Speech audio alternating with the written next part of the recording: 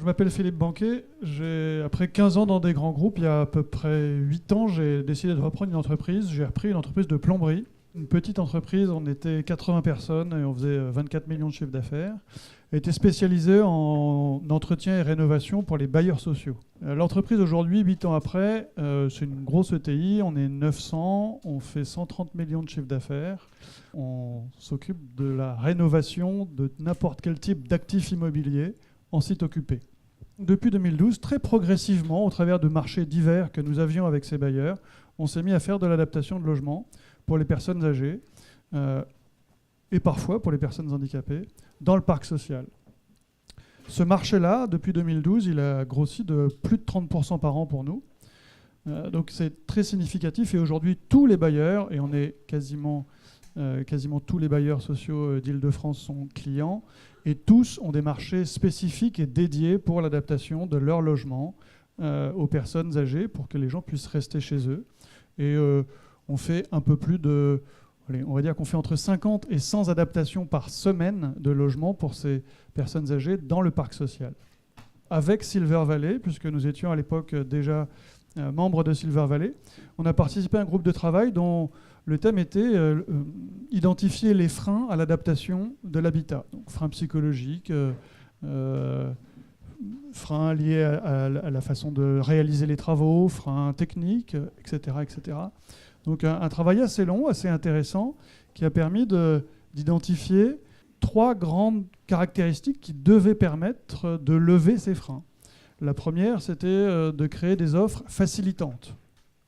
La deuxième, c'était d'être capable d'utiliser les leviers institutionnels à l'intérieur ou en lien avec nos offres. Le troisième axe, c'était d'avoir une communication empathique.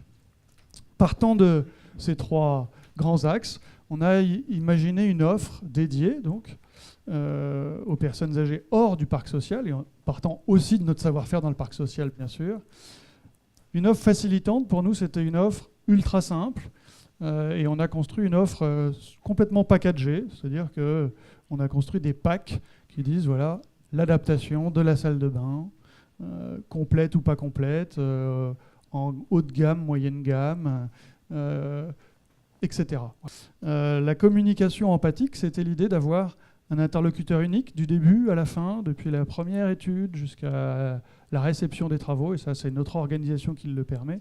Donc on a un pilote unique, on a formé des techniciens avec des ergothérapeutes. Donc le plombier qui intervient, il a été formé avec des ergothérapeutes, il sait déjà de quoi il va parler et comment se comporter. Donc ça c'était notre logique de communication empathique.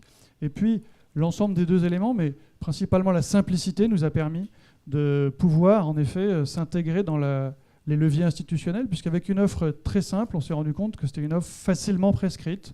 Et par exemple, pour tous les organismes locaux, que ce soit MDPH, CLIS, etc., de pouvoir recommander une offre, ou en tout cas comparer l'offre, était beaucoup plus simple pour eux, puisque c'était toujours la même.